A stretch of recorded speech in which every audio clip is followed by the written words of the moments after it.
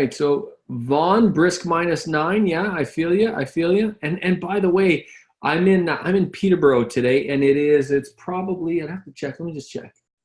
It's -8. It's -8, but oh no, it's -11. It's -11, but it feels like, it feels more like -20 for sure. And on that note, my fine folks, you guys know that I'm originally from Timmins, Ontario, and it was -47 in Timmins. So kind of like a Iqaluit a little bit, which is crazy, Will. So folks, settle in, grab yourself a cup of coffee, grab yourself a drink, grab yourself a glass of wine or maybe a beer. I don't know what time it is where you're at. Most of you are earlier than I am. So grab what you need to grab and get ready because the show is about to begin. And there's Mr. Dolan just logging in here, folks. There he is. Richard, how are you? I'm well, man. What's up, buddy? Well, listen, you know what's interesting is we have been, I've been chatting with people, finding out where they're from. And we got people from Iqaluit. It's -46 over there right now. God bless them. I mean, that's incredible. We got a lot of people from Alberta. Got a lot of people. It's +1 in Revelstoke right now. I know you love Revelstoke. Those beautiful Chinooks, man. Oh, telling me. And it's 11 degrees, 10, 11 degrees on Vancouver Island. I mean, imagine that. That's amazing. You know, we got and oh my God, we got Deanna from Palm Springs. Is that possible? Oh yeah, of course. Deanna's always in Palm Springs. Man, we should have made some space on her patio and done this right from there. I was telling the gang, Rich, that I got up this morning, 6 o'clock. I go for my workout. It's freezing. It's cold, and I come back and wake my wife up, give her a kiss, and say, "Honey, book us a trip to Florida because I'm out of here." So I'm gonna go work from Florida at the end of this month for a couple of days just to warm up a little, you know. Good for you, buddy. Good for you. You deserve it, man. Well, it's good to see everyone here. And I know that, you've all been very patient. I've been so excited about this particular moment and being with you. We're really stoked because this is the year, the year to get lean and mean in 2019. And we started the year with a really huge epic start. I mean, Tony Robbins, the man, the legend, we said this morning during our earlier interview, but man, what an honor to be back on the road with him, side by side and promoting the Money Clinic. I mean, financial preparedness, financial orientation, life orientation, really getting courageous conversations dialed in and truly vibrating in a way that matters and moves people. And, he had said to me as we were all kind of backstage and just shooting the breeze as we were all getting up on stage at various times, and you showed up middle day right out there in Edmonton for 5,000 other great friends. And I know a lot of you were there. And he said, what we're doing is good work. It's actually God's work. He said, if you can really impact the way people's financial futures unfold, then you've got yourself really at the source of what will really have people live life fully and powerfully. And I believe that. I think health and wellness and wealth is in that order of the utmost importance, knowing that first and foremost comes love and friendships along with your family. So we're really happy that you joined us here today. Now, you just disappeared on me, buddy. Where'd you go? I'm right here, my man. You were on main stage there. I felt like I needed to turn the camera off and allow you the main stage. Oh my goodness. Well, I like you there. You're like a good co-pilot. I want to just look over to you for some comfort once in a while. Fair enough. So, it's not easy to ever share the stage with someone, but I feel like you and I have this ability to go back and forth, which is fantastic. Well, and I think what you do really well, and I think as a really great context creator, is JG, you're both our greatest ambassador, but most critical critic. So you're able to wear both hats at the same time, and that's important. You humanize the conversation. You take the fluff, you desensitize what's spoken, and you really minimize it in such a way so that it's digestible for people. And I think people appreciate that because it's really easy to be who I am, who's immersed in all the research that I am. I mean, like all this stuff was the stuff that I was just where's my camera? There you go. Like that was just my reading for today. I mean, it's really easy to get lost in that and then sound the way I do without someone saying, "Hold on a second, what did you mean by saying that really big word more?" And having to pull it back and making it make sense. So I appreciate the role you play. And I think all of you on the call, as we're rallying the troops to get started on this webinar. Appreciate you too, JG. So thank you so much for making it really accessible and digestible. Hey, it's my pleasure, Rich. It's my pleasure. It's my simple mind in a sense, and it does well. So, Rich, what do we got in store for these fine folks? Listen, I'll tell you what. As you get ready to dive into some stuff here, what I will say is this: Money Clinic is exactly a week and a day away. It is next Saturday, January 19th. Now, let me announce, because a lot of these fine folks here on the line, you may not know that January 19th is our first day Money Clinic in Vancouver. However, we've just opened the rest of the days as well. So we have one coming up in Edmonton, which is already like 95% sold out, by the way. We have one coming up in Calgary. We have one coming up in Toronto. So we have Vancouver, Edmonton, Calgary, Toronto. So we're covering all the bases, pretty much every major city across Canada, pretty much, not all. But so it's exciting. It's an exciting time for people. And whether you're here as a member of RAIN, the Real Estate Intelligence Network, or you're a guest, and this is the first you hear about this fine man, Richard Dolan, who's now disappeared on me, or it's the first time you hear about this idea of a money clinic or a money conversation, I can tell you this: you're going to be in for a treat. And as I reflect on what you're thinking about, the audience members, if you will, Richard, is there tequila in that water right there? I mean, it looked a little, This is pure hydration. It's a Friday afternoon, and what's in here in pink is only between me and that bottle. But if you want to call it tequila, you can go right ahead and call it that. Deanna, you know what I'm drinking, girl. You from Palm Springs, you know what a little bit of that sunshine might be. So I'm excited, Rich, because we've just opened up all these classes. So people could now, up until literally yesterday, maybe even this morning, people could only register for Vancouver. And I know the number one question you've been getting is, hey, are you coming to Toronto? Are you doing this everywhere? Gosh, I really need this money conversation.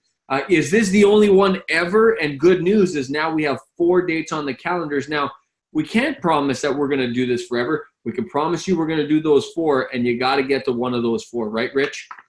No, that's absolutely true. And because, very, very rare do we actually schedule the time to, in fact, courageously confront through conversation what really is important to us about money.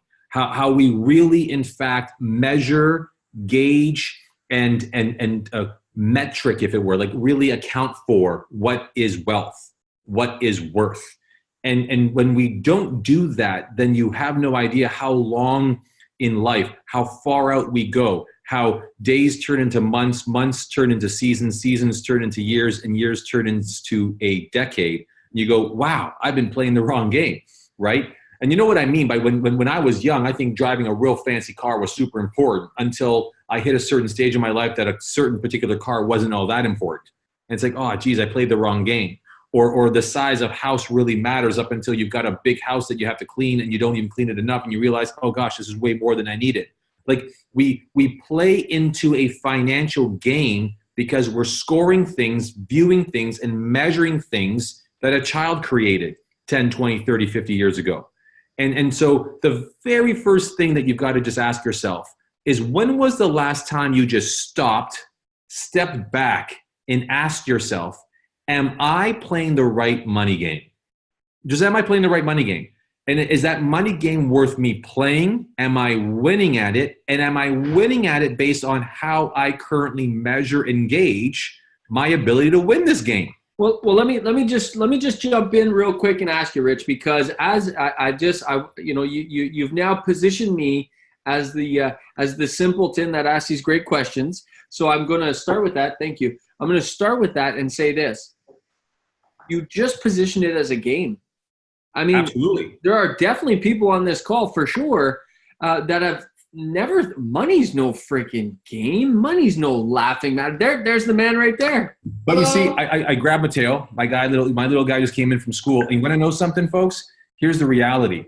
The other side of this is this, and I want to say this very carefully, is the way I get to play the money game, the way I measure how I win at it and lose at it, the way I measure worth and wealth isn't just limited to how I'm going to experience my life, but how this guy's going to measure the value in his. So this guy's going to measure money, wealth, and worth in such a way that is not something he's going to go out there and learn. It's something he's already, in fact, ingesting and learning himself. Is that not true? Yeah. And when you think about money, what do you think about? What's the first thing that comes to mind? Spending it. Spending it. That's exactly what a 12-year-old should be saying, right? But when we somewhere hit the 20s, we start thinking about saving it. And then by the time we're in our 30s, we have to now reluctantly share it, right? You looking forward to sharing your wealth one day? Maybe. See, he's contemplating. So he's going to say goodbye. Bye. See you, buddy. So my point from sharing that, though, is that's legacy thinking. That's legacy thinking. So if you're a parent or a grandparent, if you don't realize that the way in which you play, win, score your victories, and or live with your losses is not only about your wealth and your worth, but it's about also the way in which you're imparting your knowledge. You're creating a benchmark, a way to relate, a money culture for them, whether it's your children, your nephews, your nieces, or just your family, your culture, your community. The way you relate to money supersedes you. It transcends you.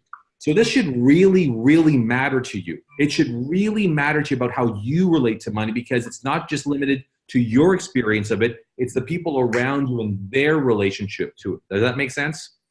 That's well, you say so many things that just blow my mind, like the word money culture. I'd never thought about money culture before. That never even entered my mind. And you think about money from a cultural perspective, you think about money from a game perspective, it's already starting to shift my relationship and my thinking about money. Well, and that's the whole point, is because, and here comes a great breakthrough number one. So if you're making notes right now, and Ian, we heard you, buddy, you're right. All this legacy thinking is going to start having us start doing some legacy leading. So good for you, brother. I see you, man.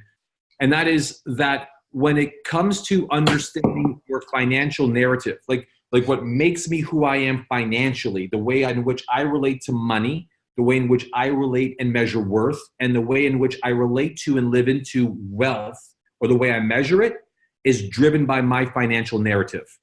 And your financial narrative is made up of a number of things. Number one is the way you were raised. Number two are the things that shaped your narrative, the things you were influenced by, you were inspired by, the things you looked up to or wanted to be a lot like.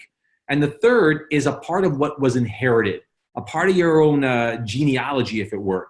Just kind of like, it's in your ethos, it's in your blood. So if you were always a saver, it's likely because your dad was, and your great-granddad was, and your great-great-granddaddy was. It's just a part of the evolution of what's genetically inside you. But here's the thing, and a part of attending the clinic gets you through this. You are not that narrative. You are not trapped by it. In other words, the narrative you live with and the one you lead with in all financial things is one that you've adopted and you've not consciously chosen. So oftentimes people don't realize that the intention they get is the intention they live, but the intention they live is not usually intentional, right? It's the one they adopted. It's the one they adopted. It's the one they grew up with. It's the one they just said, this is who I am. But is it? Is it really? So if you're currently suffering, well, have they even thought, Richard, what you're saying? Because you're going super quick here, so I got to slow you down for a second. This concept of questioning your financial intention, just the thought of questioning and just saying, hold on, let me put it up for debate with myself. Well, and that's it. You're in a brilliant place, JG, brilliant place. Because if you can question it, that then opens up the opportunity of re-choosing it. Because you get to now choose, you get to elect, if this is who I'm going to be, then this is what I get to step up into. So it's no different from playing a game. It's no different from going to work. Every day you get to get up and you have to choose your day. You have to choose your life. You have to choose your first step. And if you don't choose to live, then you're going to choose by default to die, right? Because if you're not choosing to live, then you're definitely going to be unconsciously choosing to die. But to the financial conversation is that we are not that intention. So oftentimes people land in a place of work. They land in a career. They land in a certain place. And when they really rewind the tape, the reel on who they are and how they evolved to be, they realize that they ended up there by default and not by design. And so whether it's the weight you are, the relationship you're in, the line of work you're at, and or the thing you do, whatever it is, it was by choice. And if it's not, then it grips you. So there's not a lot of freedom and there's not a lot of joy around money because it's just often responded to, reacted to, And as a result, we're always in a reaction to money rather than really having a joy about getting it, generating it, creating more.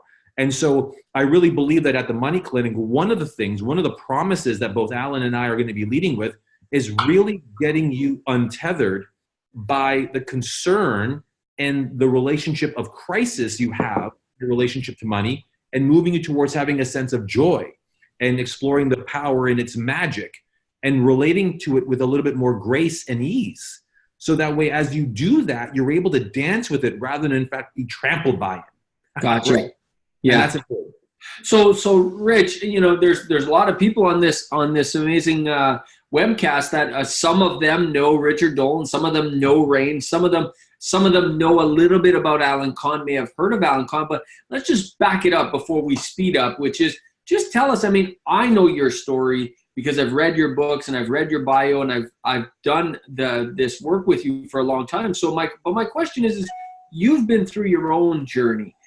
You didn't come out of the chute with this information.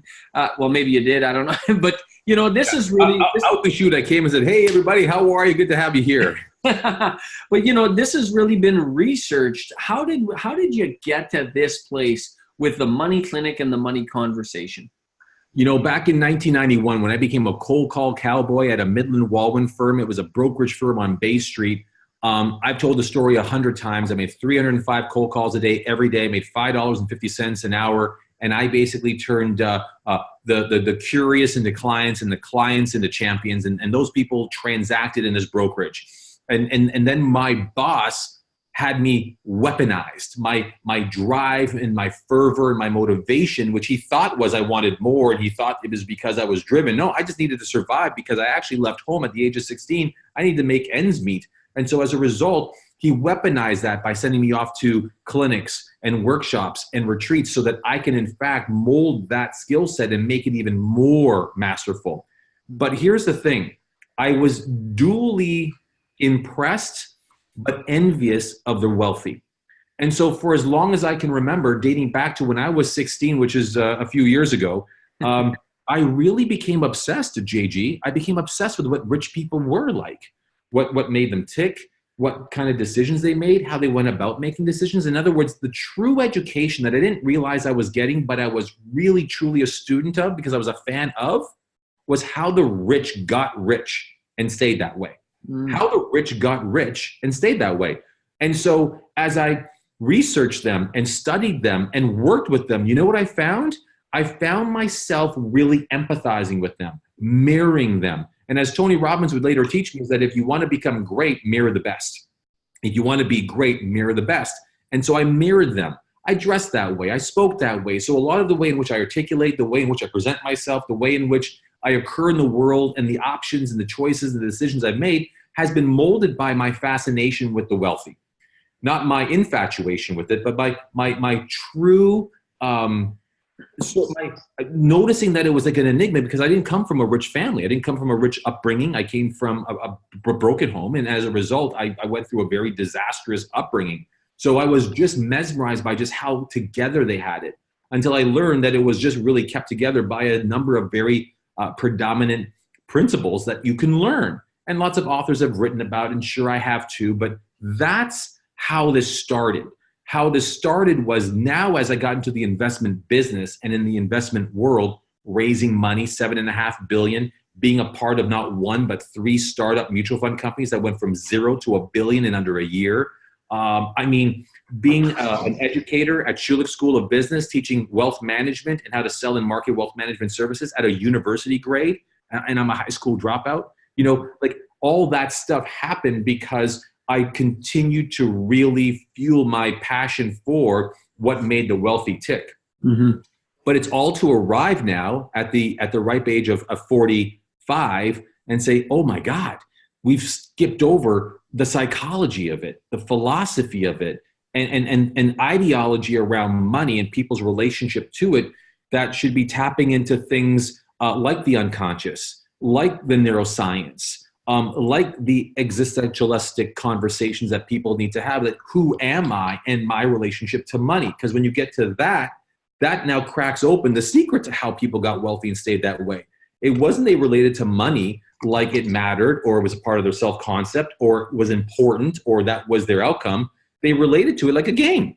And as a result, as soon as you see that shift, when you relate to it as a game, you start realizing, well, hey, how do you win at that game? And now all of a sudden, if you can play getting money and attracting more like it's a game, guess what? Now there's ways to study how it's won, that game, and how it's lost. And as you can masterfully replicate how those who make a lot, generate a lot, create a lot, then it's a transferable skill set. Now you realize you're playing the right game, which is learning the game of money. And that introduces the second concept on this call. That's a gift to all of the guests on this call who made it. And that's what we're going to talk about at the clinic. And that is the sport of money. The sport of money is relating to money like it's a game.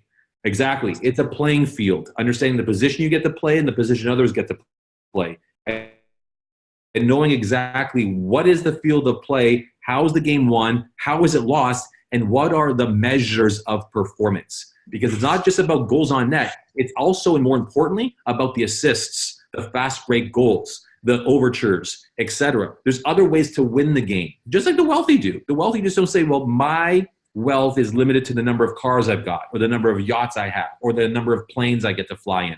No. They play a bigger, broader game, the real wealthy. You know, the rich have got lots of those things, but the wealthy cut the checks for the players. You know, I want to be that kind of wealthy. So I think the sport of money is one of the nicest things that we can introduce as a conversation in the money clinic that would really give people a lot of joy in being able to participate in. So Rich, let me put you on the spot a little bit and ask, you know, you having done what you've done, having achieved what you've achieved, why are you doing this? Like, really, why? You could go on and apply this information all day long, as you do all day long, and do all the things you do. Why take the time out of your day, fly to Vancouver, you're from Toronto, get on a plane, strap into that first class seat, which sounds great. I don't get there often anymore, buddy. I got some E grades, but I don't get upgraded too often, man. So back up there. I'm usually in 17 or 12E. So that's usually where I am. So when I get a 1D or a 2C, I'm happy for the upgrade. So really, why take your time, and why is this information important for you to teach? Why make this part of your contribution? You'd be contributing in so many different ways. Why this?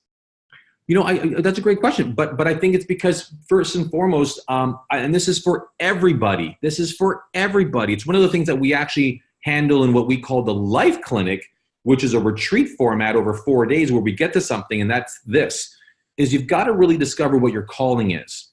And I know I just leapfrogged the money clinic, but when you get what your calling is, when you get what your purpose is, what your ethos is, like the reason why you're here, the work you're supposed to do, which is about taking the gifts that you were God-given, to take the passions that you've got and to find a really economically viable way of leveraging the two, you've got yourself a real great line of work. So I don't believe I ever really truly work any particular day. I just really generate what I generate because I'm passionate about what I'm doing, and I'm really happy to make a contribution. Nothing beats being able to make a difference in people's lives, and I think a lot of you on this call would really appreciate hearing that. We all at different stages in our life want to produce net worth, right? We all want to have some self-worth, being able to grow and be the best we can be. But we also want to create some give worth, you know, the value give to and get from life. That's charitable giving, that's philanthropy, that's donating your time at the church or at a soup kitchen. But then when you look at life worth is being able to have the best life possible. So I get to have all four of those things contribute equally across each other, where it's not about just getting rich in my bank account, but I want to get rich in my life account. I want to have all the time I want with my son, who you just saw, where I'm able to have open conversations about money without him ever feeling like he's stepping over something. He's welcome to have any conversation with me at any time. That to me is worth more than whatever my bank account's worth. But jumping on a plane and doing what work we're doing is a stand that we've taken. And JG, you're a part of that mission as much as my partner Patrick Francie is, as much as my other partner Don Campbell is. We are all about really transforming people's lives financially. If we can transform people's lives financially, we really believe that we'll be a force in their lives forever. And if you can transform people's lives as adults, we can transfer the children and their children's children. And that's when you've got intergenerational transformation. So if people talk about what's happened over the next few years, what we're doing, JG, the work that we're doing, rewiring, relearning, recalibrating people's relationship to their lives and what's possible, whether through a financial conversation or a life conversation, if we're able to do that, then they'll not talk about us. They'll talk about this and the way that the trajectory of people's lives altered as a result of attending those clinics, going to those workshops. As the old proverb says, entering the lion's den to get the cubs. People got courageous. People took bold steps of actions and did things they never thought they would do to get things they never had. Doing all of that, that's what gets me up at night saying, I will jump on that plane. I will sit in the emergency aisle, not in the middle. That's the worst, but I'll still do it for all of you to make a difference, to make an impact. So Rich, and I got some great questions coming in from some folks here. So folks, as you have questions, please put them in the chat. I'll get to as many as I can. We have about Let's do that. Let's make sure we answer as many questions as possible. So everyone really feels like we gave them something. 100%. So folks, put your questions in there. We got about 15, 20 minutes left. So put your questions in. I'll get to them as much as possible. People are already saying how much they appreciate the time you've already given, Richard. So thank you for that. Now, one of the questions, this is from Will. He asked, what is the best way to approach a financial mentor? Can you share your experience about something that you've done like that, approaching a financial mentor? Well, first, let me back up by saying this is that in everyone's lifetime, you should have the privilege of being both mentored and serve as a mentor. In everyone's lifetime. And I've been really lucky to have many mentors before I've ever mentored anybody. And I mean, that in itself is a privilege. That's number one. Number two is that from experience, I personally must say that I've not yet come across mentors who were simply just wanting to help you achieve your very best out of goodwill, out of the goodness of their heart. There has to be some mutual win-win for you guys to really both be on the battlefield and bobbing and weaving together so that you can both cross the finish line together. So finding a financial mentor is about working with someone that you might be inspired by and or in fact can see you getting something from, to say, why don't we both play a mutually rewarding game that if we work together, if you contributed to me and somehow by doing so I'm able to contribute to you, that together we get to cross a finish line that's important to both of us, that's a great financial mentor. And so that's why I would look for people who's willing to, say, come on board, let's do something together so that together we win a financial game called getting into a joint venture partnership or doing this deal or raising money for this or starting a business or launching a coffee brand or starting my yoga studio, whatever it might be. The best financial mentor would be someone who equally has something to risk, but also something equally to gain should they contribute to you. Yeah, I think I would echo that, Richard, because my best mentors over the years have been business partners that really turned out to be great. I got some awesome. Go ahead.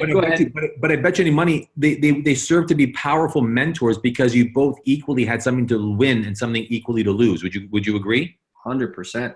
100%. So when you're not in actually, I would go one step further than that, Rich, and say that in my younger days, I would actually say that in terms of something to gain, like the financial gain of it, my financial gain was much smaller than what my mentor gained, but that was okay because I've been able to use the knowledge I gained, and the lifetime value of that is exponential.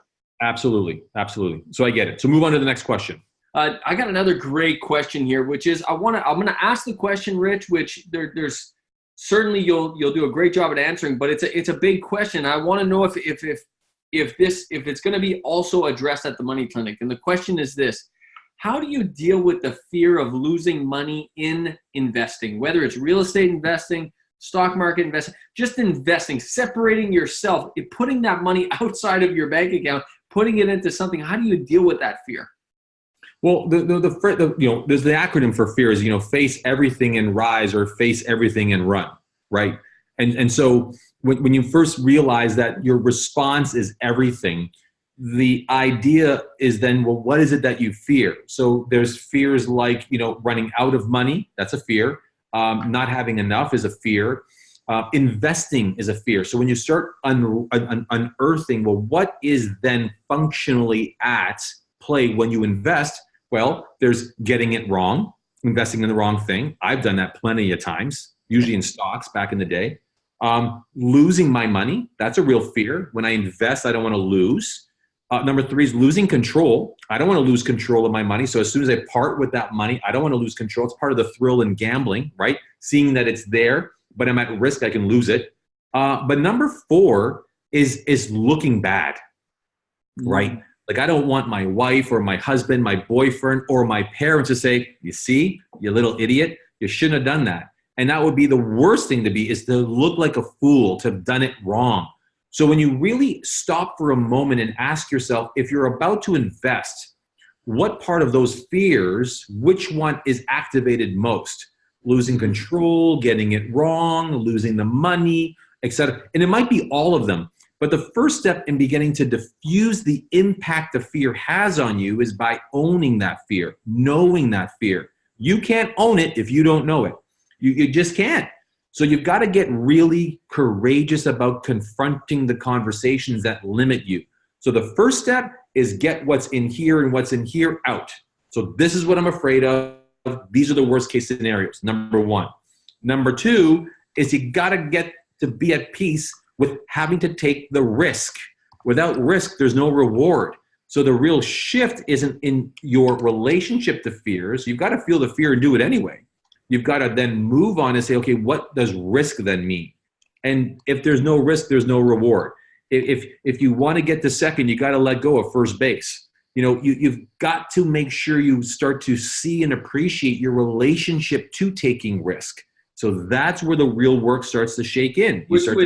It sounds like we're going to do some of this work at the Money Clinic, right? We're going to have some. Are we going to have some of these breakthroughs, Rich? Oh, absolutely, because one of the things at the Money Clinic is really understanding your appreciation for what is risk, or what is an investment, or what's debt. What's debt? Like, what does safe mean, or what does secure mean? And all those really come down to, and here it comes. I'm giving it to you early. I'm giving it to you early here because we're IGing over here too, by the way. That's why I'm looking over here. Love it. They're emotions. And these emotions actually are linked to memories. So we actually invest, take chances, and or play with investments that are in alignment with how good we'll feel or how confident we'll be, which is only correlated to a memory of it working or going a certain way. And that's why we never look through a lens of, do I understand it? Actually, we look through the lens, according to the psychology of learning, we look through, does it feel right and does it feel familiar? Is it feeling safe or does it feel risky? So if you feel like you're always at risk, chances are quite high you come from a pretty conservative upbringing, right? And so that's a whole different conversation. So in the Money Clinic, and one of the biggest things that I think Alan Kahn will be doing is guiding us through a conversational exercise where we begin to really unearth the language, right? The words we use, the lexicon we select from. We'll start to really begin to codify and reverse engineer the narrative that drives those memories of how familiar things are back there and how aligned we want to be with the upbringing that we've had. That's number 2. And number 3 is, and here it comes, the conscious decision to say, I don't want to live that way or under that rule anymore. Choosing it or unchoosing it, saying I no longer do, cut it off, or I will choose this and move on. But being able to mark the line of demarcation, if it were, like that was now behind me, now I choose anew, taking fresh steps with a clear commitment that whatever feelings and emotions and views you have, you've chosen. They're not choosing you. Does that make sense? Yeah. So to paraphrase, you can never get over a fear. All you can do is own them. You'll never. So it sounds like understanding, Rich, like you're still going to have to overcome that fear. You're still going to have to leap the barrier at some point, but you're going to understand what's happening, and you're going to is that what I'm getting? Yeah, and just to be a stickler on the phraseology you're using, because you're almost there, and it's very indicative of just how people process things. You'll never leap over anything. You'll just have to be with everything. Like just being present. You know, Buddha once had a great saying is that if you're ever angry, you're living in the past, right? If you're ever anxious, you're living in the future. But if you're really powerful and present, you're living in the now. And one of the gifts that we're going to give people at the Money Clinic is the power of being present to where you are with your money, your wealth, and your worth. And being able to be centered and grounded in that, I think, is the greatest gift of the clinic. To really just recalibrate your view of both yourself, your past, and the future is allowing you to really be able to see and cut through your fears, your crises, and concerns. And I think it's almost like you'll walk out of there doing this, going, wow, I see the financial world as I've seen it a lot clearer. And it's not like we're going to snap a finger and all of a sudden everything's corrected and all your debts are gone and all that's been upsetting you is forgotten. No, all that shit will still be there. I promise you. But the impact it will have on you, the sleep it's been robbing you, the peace has been eluding you, will disappear. Because in that moment, once you get present, you get powerful. When you get powerful, you think of possibility. But when you think of possibility, everything shifts.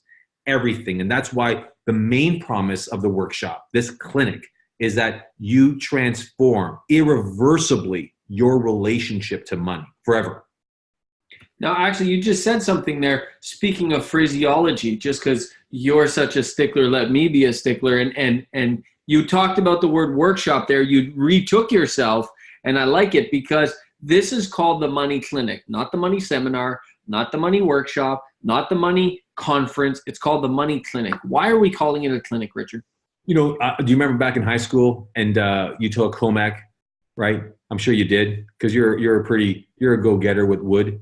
And I remember I was in home ec and we had a workshop. Like there was a workshop where we went in there and we cut stuff. We cut plastic and wood and metals and whatnot. Dude, I'm from Timmins. That's an everyday, like I'm from Timmins, man. That's the neighborhood, man. It was one big giant workshop. But my point is that you got into the workshop where goggles went on, right? Power switches were hit, precautions were taken, and you cut things, right? You cut through things and you welded things and you fastened things. So the workshop is the working part of an academic environment. And it's very rare you go into a workshop and you work through the entire duration of an education. Do you get what I'm saying? So you don't get into the workshop unless let's visit the blueprint. Let's see what we're going to build. Let's make sure we're clear of the colors and the cuts. Let's get all of our metrics and measurements right. Then let's go into the workshop, put on your work boots, get on your goggles, right? Everyone be aware, be awake. Now let's get in there. We're going to cut some stuff. We're going to get back out. So the workshop's a function inside of the clinic. Gotcha. A workshop is a function of education where we're going to roll our sleeves up and get something done. But we're not going to get something done through the entire Money Clinic. There's parts inside the Money Clinic where we're going to be workshopping parts of you and your relationship to money. And one of them, and I'm going to share with you one of them is, you know what it is? What we call the Great Reconciliation. I love that. Now I must ask. Tell me more. Oh, well, I'm glad you asked. So as you know, up until about now, we've been kind of talking around this core conversation. Like there's something in there, right? There's something in there, but around it, there's all these peripheral conversations, like the angst and anxiety and the fear about losing money and self-worth and self-concept. But inside there is the functional constraint. So the functional constraint for most people is the financial narrative that drives us. It's like our operating system. So if we don't know what our operating system is, what's driving the way we view the world, what has us focus a certain way, interpret certain things, make them mean certain things, align them with our memories and our learning. If we don't get to the source of what's the narrative at play, you're always blindsided by how you feel about money, how you relate to your wealth, how you measure your worth. And by the way, as a sidebar, it's almost like, and you know this too, JG, because we equally invest in real estate. Ever knows how some people, after they do a deal or get something done, when they should sit back and toast to a really wonderful deal transaction or a really financial epic moment, people are like, it's like, because there's a fulfillment missing. Y'all on this line, you get what I'm saying, right? You're just nodding in agreement. Like you've done it yourself. Well, you've done something, but it isn't fulfilling. How are we always robbed of feeling financially fulfilled? It's because we haven't fulfilled a vision that we've not seen but are compelled by. Aha. So there comes the narrative. So in the Great Reconciliation, there's 4 areas that we get into the heart of. This is the workshop part of it. Number 1 is we find out linguistically what's controlling and contextualizing your relationship with money. What words do you use? What colors do you paint with? Number 2 is we get really clear as to your familial narrative. In other words, what's the heritage of you and money? What was your relationship with money as a kid? What was your parents' relationship to money growing up? What was their parents' relationship to money? And so it goes. so we can start to really distill and compress what is the financial narrative true to your heritage. Number 3 is the financial reconciliation, just what we call the what so. What do we own? What do we owe? What have we got? And to just really get clear and clean about that. Yep. And the 4th and most important is the spiritual reconciliation. I mean, this is where we exercise the power of financial forgiveness. This is the place in which we actually, in fact, understand money meditations. Like, how do we focus our quiet mind on the things that matter to us financially? And so it goes. So looking at the linguistics, looking at the familial, looking at the financial, and then, of course, looking at the spiritual, inside of that context gets us to the source of what drives you and your financial motivations. That's going to be epic. Well, what I love, Rich, and I mean, you've given out so much information on this webinar, which you're always so gracious with your information and your knowledge. And this money clinic is really about maximizing people's return on investment with regards to their time. I mean, I cannot stress enough. I know myself, having learned this information from you, having worked with you on this information, having you download some of this stuff from me, it's just going to be an unbelievable return on time, return on investment by spending the time to come to the money clinic, which, by the way, you've taken an immense amount of information and condensed it into one day. Not quite sure how you did it. That's the Richard Dolan wizard right there, I call him. But it's happening all in one day, isn't it? Well, here's the thing. Yes, it is. So the money clinic occurs just in one day, but it's based on a 4-day retreat.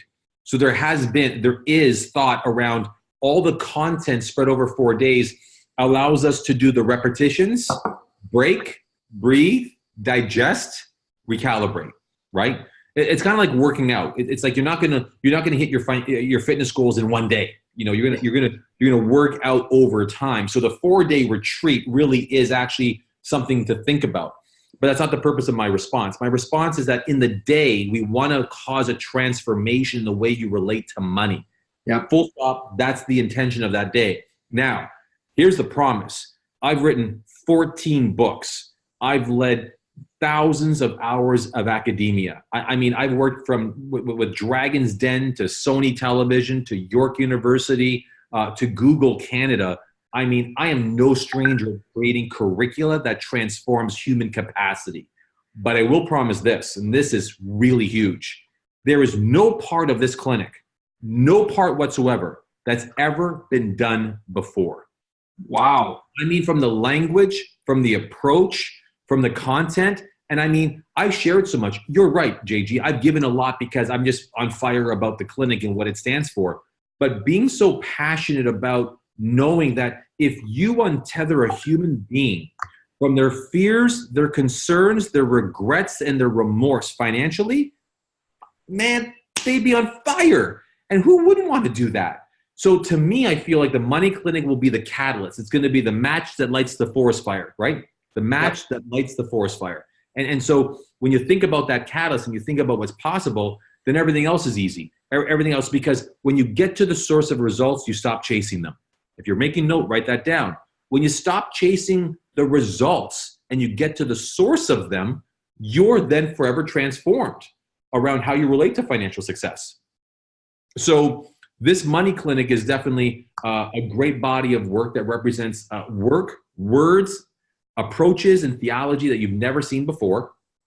I promise you that. Number 2, it's going to be both me and my mentor, Alan Kahn, who's not only a spiritually grounded guy, but really is a master at understanding where human potential hides out and where it plays small. He's unforgiving around that stuff. So I'm really happy he's going to be joining me. And number 3 is our commitment. If you're watching this as a fellow member and a family member of the Rain family, you get what we stand for. If you're new to this conversation or you've met me for the very first time, this is what I'm about. If you've just gotten to meet JG and gotten to know what we're up to, we stand for causing irreversible transformation in people's lives, starting with their relationship with money. But no matter how you're relating to us, no one's promising this because everyone's up to a different agenda. Ours is just simple. It's about you and money. So, Rich, I mean, Absolutely unbelievable. I want to end on this question because I think it's going through a lot of people's minds. I know it would go through mine if I was listening to this, which is, Richard, you're a partner and you're the president of RAIN, which is a real estate organization. Why are you doing a money clinic? What is the relevance to real estate and this money conversation? Is it relate? I mean, how is investing in real estate? You typically talk about investing in real estate and how to make sure you get a cash flowing property and property management and marketing that and so on and so forth. Why are we now talking about money conversation and financial narratives and all that stuff? Well, the short answer is because getting people clear at what stops you at getting rich matters to me in producing real estate success for people. So I've been at it for over 27 years. I've worked with investors, thousands of them. I've had thousands of financial planner and investment advisors as my clients. I've empowered over $20 billion in financial sales across this country and around the world. I've worked with every top bank on the planet, every top bank brand in this country. And I'm only telling you this, that in order to really transform people's financial futures, you've got to start with how people believe, how they relate, and how they behave with their thoughts and money. So to really rock the world of real estate, you've got to rock people's world in their relationship to money. So hold up there, Rich. Are you telling me that, because I am an active, as you know, very active real estate investor, you're saying that I have door number 36 right now, and I'm really trying to get to door 50, 80, and 100, and I just can't seem to do it. Are you telling me this is going to help me? Is that what you're telling me? Because I thought I had to do more of what I've been doing. 100%. Because when you're tethered by fears, when you're overweight by crisis and concern, when you're full with regret and incompletion, you cannot unleash the most magical part of your mind, your imagination. You can't be creative. You can't be collaborative. You can't be innovative. You can't be inventive. You can't think outside the box because you're now stuck by being in a box. We begin to play small. We begin to comprise. We begin to compress. And as a result, what ends up happening is you just play small. You just play small. And that is then the tragedy of growing old in the worst way possible. So there's a harm that needs to be undone, and there's a weight that people have to be untethered to. And that is around financial concern, financial crisis, and financial compromise. I'll give you an example. People end up, let's say, setting a goal. And when they don't attain the goal, do you know what they adjust? They adjust the size of the goal. Yeah. They don't increase the action. They don't increase their output. They just decrease the goal. Well, maybe I'm thinking about losing too many pounds. Maybe it was unreasonable for me to think I was going to get that rich. Or maybe it was unreasonable for me to think I should have gotten that car. Maybe I should just go with this car, right? And then when they don't actually obtain that goal, guess what they do? They begin to justify the removal of the goal. Well, I don't need to get in shape anyway. Maybe I don't need to go on that beach resort in Aurora. Maybe Speedos are out of fashion. Maybe I'll just go with a good pair of trunks. And all of a sudden you start playing small.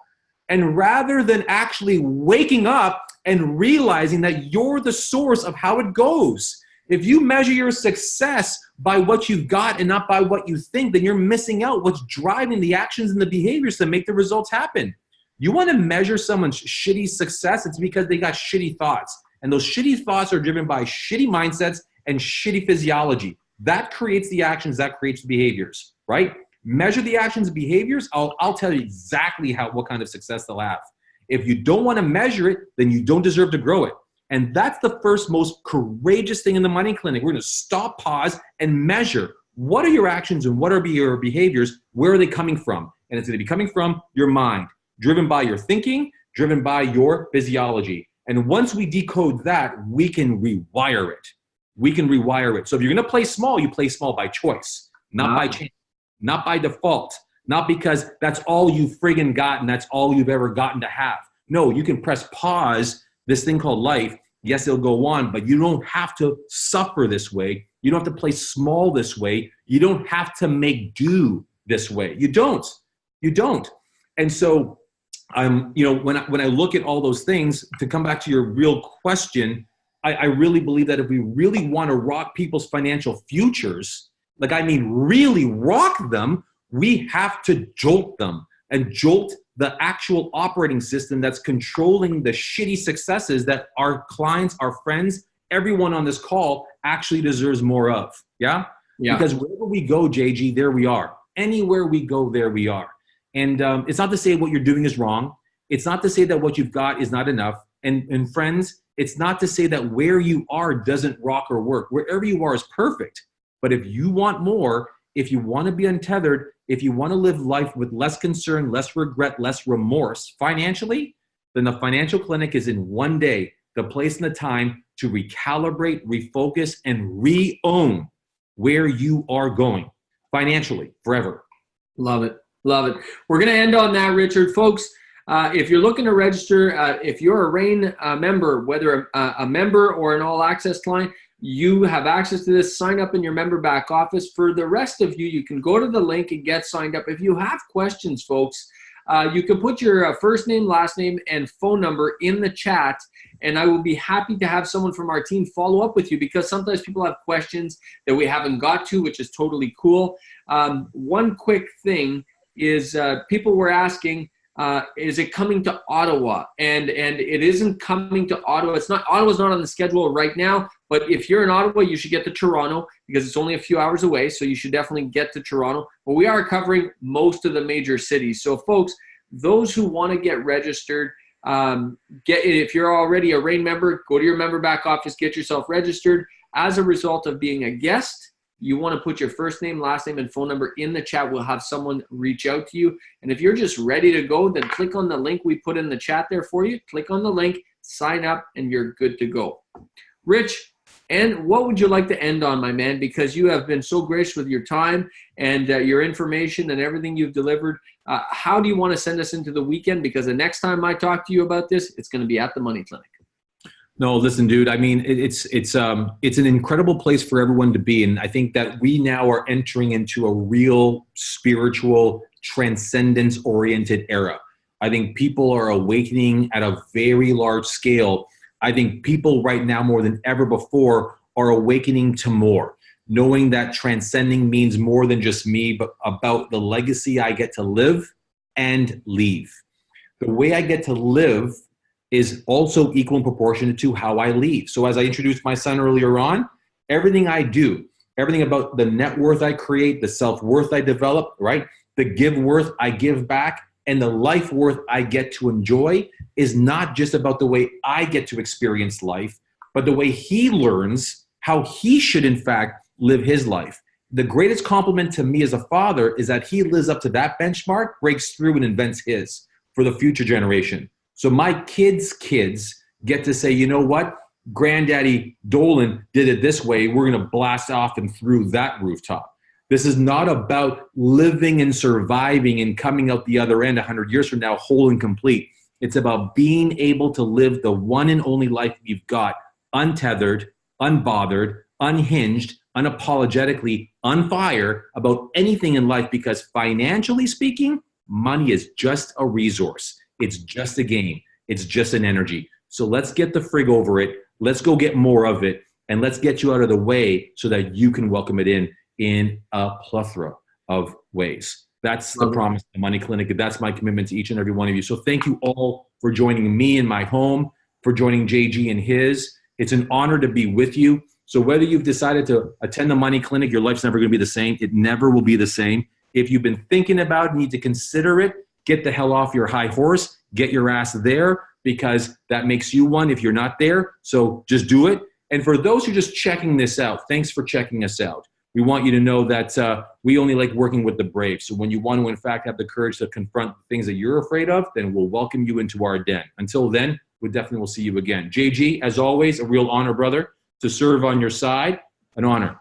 Thanks, buddy. I appreciate it. Folks, that we're going to leave it there. Richard, thank you so much. Have a great night, folks. Last call. If you want your name in the chat and your phone number if you have questions. Other than that, sign up. We'll see you there.